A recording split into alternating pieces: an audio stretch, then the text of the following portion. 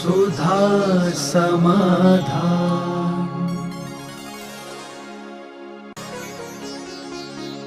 नमोस्तु गुरुदेव, क्या मंदिर के वस्त्र पहनकर अभिषेक करना उचित है और क्या पूजन करने के बाद उन्हीं वस्त्रों में हम मुनि महाराज को आहार दे सकते हैं? नहीं देना चाहिए। यदि वो वस्त्र आपके खुद के निजी हैं, घर से आपके हैं, तो दे सकते हैं, लेकिन आहार कर नहीं सकते। जैसे आपके घर के वस्त्र हैं मंदिर के अभिषेक पूजन में, तो वो पहन करके यदि आपने शुद्ध कर लिए हैं तो आहार दे सकते हो, लेकिन आहार कर नहीं सकते। और मंदिर के वस्त्र जो हैं, जो अनेक लोग पहनते हैं, जिनकी स्थिति मंदिर के वस्त्रों का तो भगवान ही मालिक है। भगवान मंदिर का वस्त्र इतना गंदा वस्त्र होता है। पहली बात तो कितने लोगों ने पहना है वो। घर में तुम अपने भाई का अंडरवियर भी ना पहनो, और यहाँ किस किस की उतारन पहनते हो।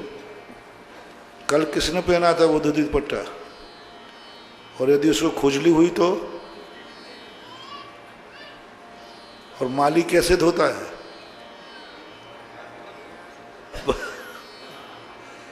इतनी गंध आती है।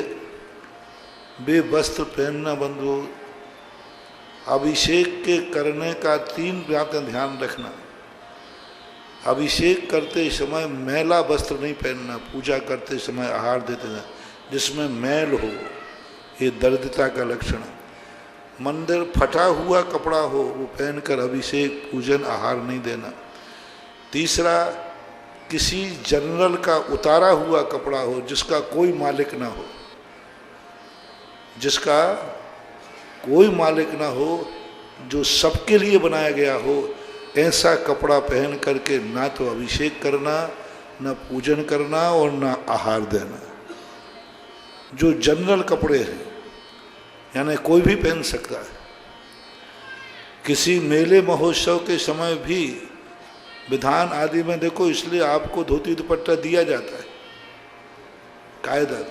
जनरल वस्त्रों को पहन करके हमने पिछली बार 2011 में पूरे जबलपुर में हर मंदिर में ये अभियान चलाया था कि ये मंदिरों में जो आकर मंदिरों के आप कपड़े पहन रहे हो, इससे आपके बहुत बड़े पुण्य का सगुन कम हो रहा है। अपने खुद का कपड़ा लाओ, स्टील का डिब्बा बना लो, और नहीं है तो मंदिर में डालना है तो अपने कपड़े पर नाम लिखो कि तुम्हारा है, दूसरा ना पहने। और मंदिर में डालोगे तो सुखाने का किराया दो, उस कमरे का धुलवाई दो, तब आप मंदिर में कपड़ा सुखा सकते हो, वो भी अपना। और मंदिर से ही तुम्हें व्यवस्था बनाना है तो साल भर के 2 जोड़ी मंदिर में दान करो। प्रतिदिन धुलवाई के पैसा दो, सुखाई के पैसा दो, जिस कमरे में सूखते हो उसका किराया दो, तब तुम्हारा कहीं पहन सकते हो। अन्यथा तुम्हें निर्माल का दोष लग रहा है। मंदिर का माली धो रहा है, मंदिर में सूख रहा है, और आप उसका उपयोग कर रहे हैं, आपका पुण्य क्षय हो रहा है। मैंने पूरे वास्तु शास्त्र के ग्रंथ पढ़ लिए, पूरे मंदिरों के ग्रंथ पढ़ लिए। मंदिरों में सब कुछ मिल गया, लेकिन ना तो स्नान गृह मिला और ना कपड़े सुखाने का स्थान मिला। कहीं नहीं मिला कि ये कपड़े स्थान यहाँ होना चाहिए, नहाने का यहाँ होना चाहिए, ये नहीं मिला। क्योंकि आपको कितना बड़ा पाप है। देखो, मंदिर आपको 16 का कपड़ा देता है और मंदिर को आप गंदा कपड़ा लौटाते हो, गंदा करके। वो साफ कपड़ा देता है, तुम मैला करके धुलाते हो। और मंदिर में मैल धोता है तुम्हारे मिले हुए कपड़े का। नहीं करना महानुभाव। अपने स्वयं की व्यवस्था बनाओ और पहनना चाहिए। जनरल जो सामान उतरे हुए जो सबके लिए कपड़े हैं, ये कपड़े पहनना तो बहुत बेकार चीज़ है। और मालियों के द्वारा धुले हुए कपड़े तो मैं कहता हूँ कि नहीं करना श्रेष्ठ है, लेकिन बे कपड़े पहनना तो उचित नहीं।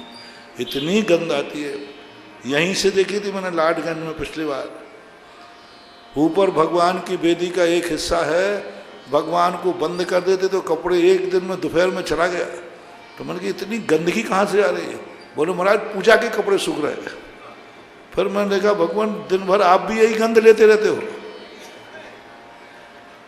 फिर हटवाए थे हमने, पर अभी भी रस्सियां बंधी हुई मिली मुझे। अभी एक दिन गया था मैं ऊपर वेदी, इधर पीछे से चढ़ते ना, जब उठवा तो दिया था पर अभी भी रस्सियां बंधी थी। तो हमें तो मना किया कि महाराज अब नहीं सूखते हैं, पर वो रस्सियां बता रही थी कि 11 साल की रस्सियां तो नहीं है ये रस्सियां 11 साल की तो नहीं है। मत करो ऐसी गलतियां, बहुत बड़ा दोष। नमोस्तु गुरुदेव, मैं जब भी सिद्ध भगवान का ध्यान करता हूँ तो उस समय मुझे आपकी ही छवि क्यों दिखाई देती है? भाई देखो, मैं भक्तों की दम पर भगवान नहीं बनना चाहता, मैं अपनी दम पर भगवान बनूंगा। जो कुछ भी बनूंगा अपनी दम पर बनूंगा।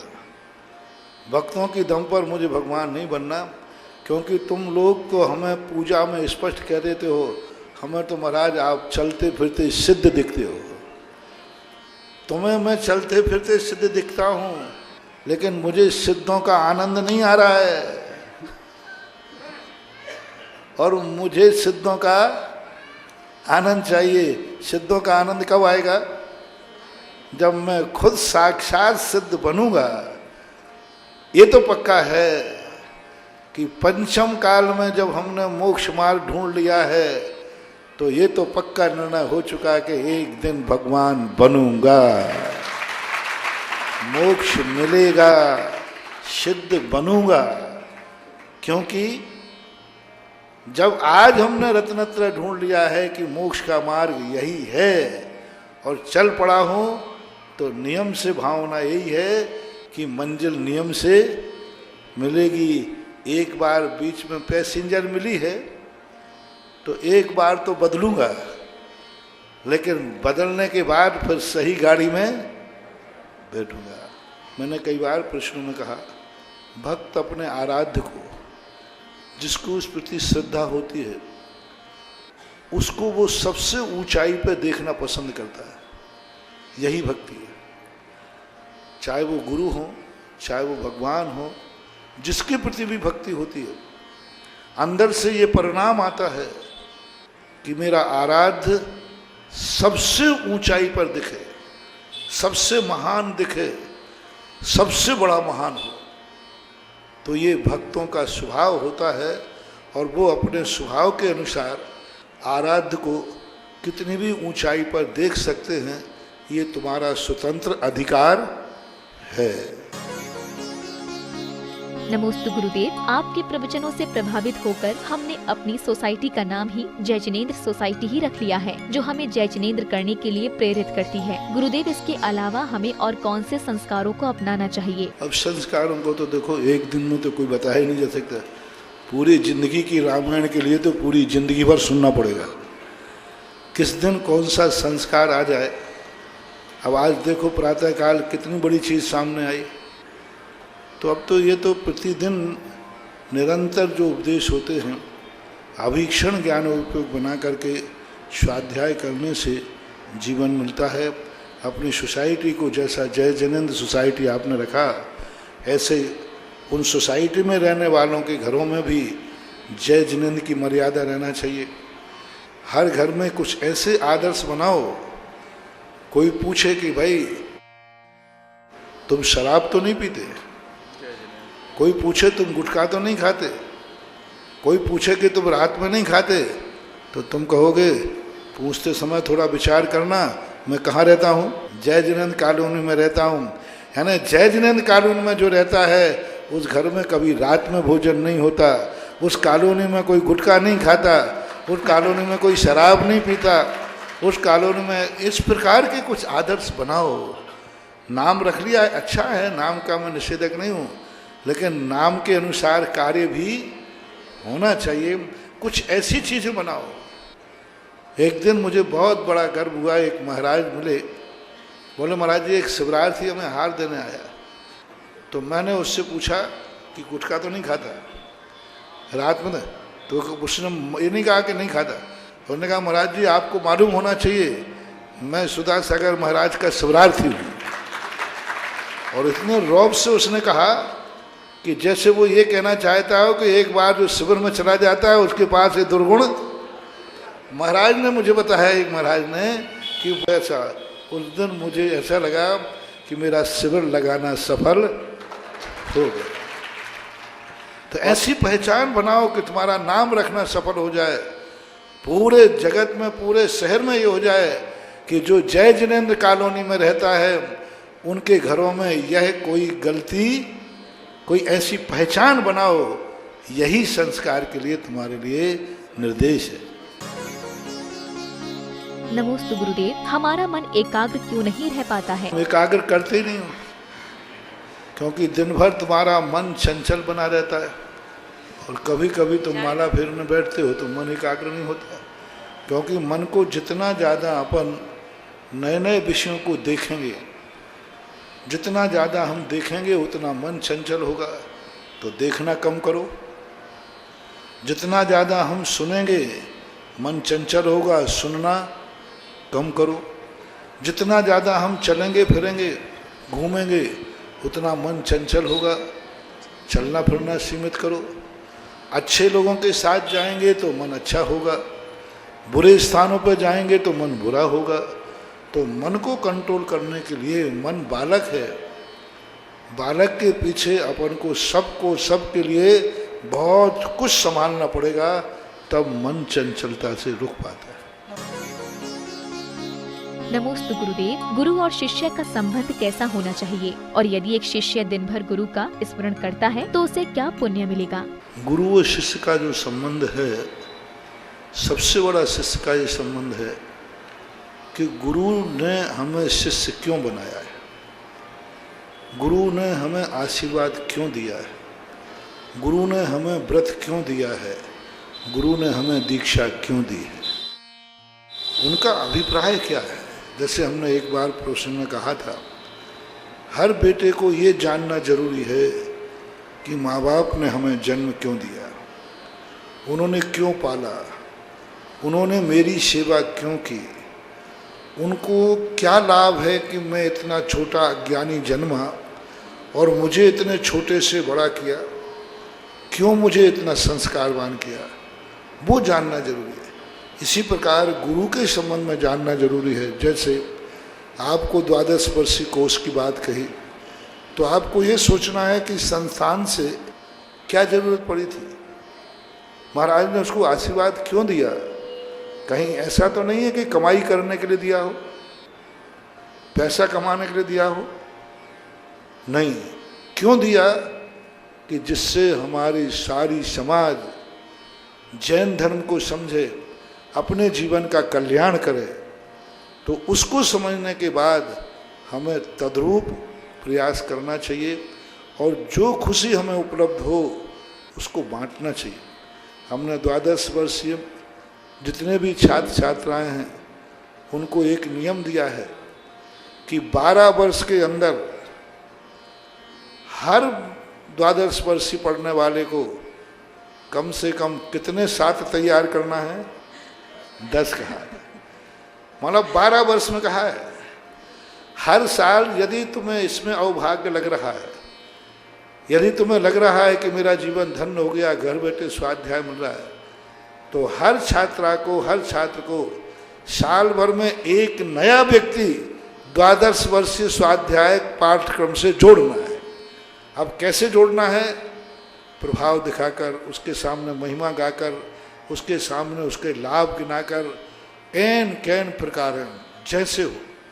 आप सासू हैं तो बहू को प्रभावित करो, आप माँ हैं तो बिटिया को प्रभावित करो, आप बहन हैं तो बहन को प्रभावित करो, आप यदि घर में कोई नहीं है तो रिश्तेदार में से किसी को प्रभावित करो, आप समधन हैं तो समधन को प्रभावित करो,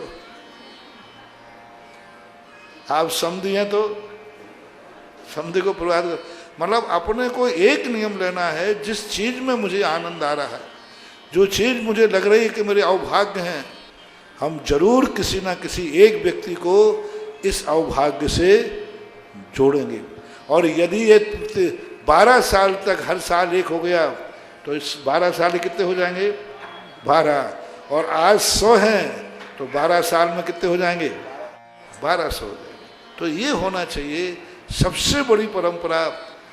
जो चीज अपन चल रहे हैं रास्ते पर, उसकी संतति तैयार करो। हमारे पीछे ये रहेगा कि नहीं। एक मजिस्ट्रेट थे, उन्होंने मुझे आहार दिया, नाम के बिना बता रहा हूँ। तो हम सबसे कह रहे थे रात्रि भोजन, कोई से गुटखा पूछ रहे थे। जैसे वो आए तो मैंने उनसे कुछ नहीं पूछा। अब न्यायाधीश तो न्यायाधीश होते हैं। उन्होंने कहा कि यहाँ भी महाराज के दरबार में भी पक्षपात, यानी हर व्यक्ति से पूछ रहे हैं, क्योंकि मैं मजिस्ट्रेट हूँ इसलिए इन्होंने कुछ नहीं पूछा। तो उन्होंने कहा ये तो नहीं होना चाहिए था। महाराज के दरबार में तो सब कोई, चाहे कोई भी हो, हमसे भी पूछना चाहिए कि। तो वो हार के बाद आए, बोले महाराज जी मैं न्यायाधीश हूँ, मुझे आपके दरबार में अन्याय दिखा, आपने हमसे क्यों नहीं पूछा कि तुम्हारा रात्रि भोजन या गुटखे आदि का त्याग है कि नहीं। आप सबसे पूछ रहे थे, मैं देख रहा था 10 मिनट से। तो मैंने कहा साहब आपके योग्य में त्याग नहीं खोज पा रहा था उस समय, ये छोटा मोटा त्याग आपको नहीं दूंगा। मैंने सोचा आपसे क्या त्याग किया जाए, और यदि मैं वहीं त्याग करा देता तो आप आहार देके खिसक जाते। मैं आपके योग्य त्याग नहीं ढूंढ पाया कि आपको क्या नियम दिया जाए। तो बोलो महाराज अब हाजिर हूं, आप बोलो। मैंने कहा तुम्हारे लिए एक ही नियम है कि तुम जिस मजिस्ट्रेट की गद्दी में बैठे हो, बहुत बड़ी पोस्ट पे थे, हाई कोर्ट, तो तुम इस गद्दी पे बैठ करके भी तुम्हारे आहार देने का भाव हुआ, तुम अभिषेक करते हो, पूजन करते हो, बस तुम्हारे लिए कोई नियम नहीं है। तुम रिटायर्ड होने के पहले अपने जैसा एक मजिस्ट्रेट बना करके रिटायर्ड हो गए, ये तुम्हारे लिए नियम है आहार के बदले। महाराज जी ये तो बहुत कठिन है, इसलिए तो हम वहां नहीं सोच पाए, और हम बताते तो कोई समझ भी, क्योंकि वहां मेरा मौन था इसलिए। और मैंने कहा चाहे तुम अपने पैसे से बनाओ, तुम अपने बेटे से बनाओ, कोचिंग से बनाओ, कैसे करना है तो बनाओ। मुझे खुशी है रिटायर्ड होने के पहले एक नहीं 2 मजिस्ट्रेट बना करके रिटायर्ड हुए वो। यदि हर पदाधिकारी ये सोच ले तो, एक कोई जैन अच्छा कलेक्टर है, यदि वो सोच ले कि मैं रिटायर्ड होने के पहले किसी एक कलेक्टर को बनाऊंगा, एक न्यायाधीश, हर व्यक्ति यदि ये सोच ले, बोलो कभी अच्छे लोगों की कमी आएगी? नहीं आएगी। ऐसे ही आप लोगों के लिए कह रहा हूं कि स्वाध्याय वर्ष से सारे छात्रों से मेरा कहना हो, यदि आप बने हैं तो आप नियम लें, आपको अच्छा लग रहा है तो, कि नियम से हम हर साल किसी ना किसी को नया जोड़ेंगे, और यदि ये जोड़ दिया तो ये अच्छा कार्यक्रम निरंतर सदा चलता रहेगा। सुधा समाधान।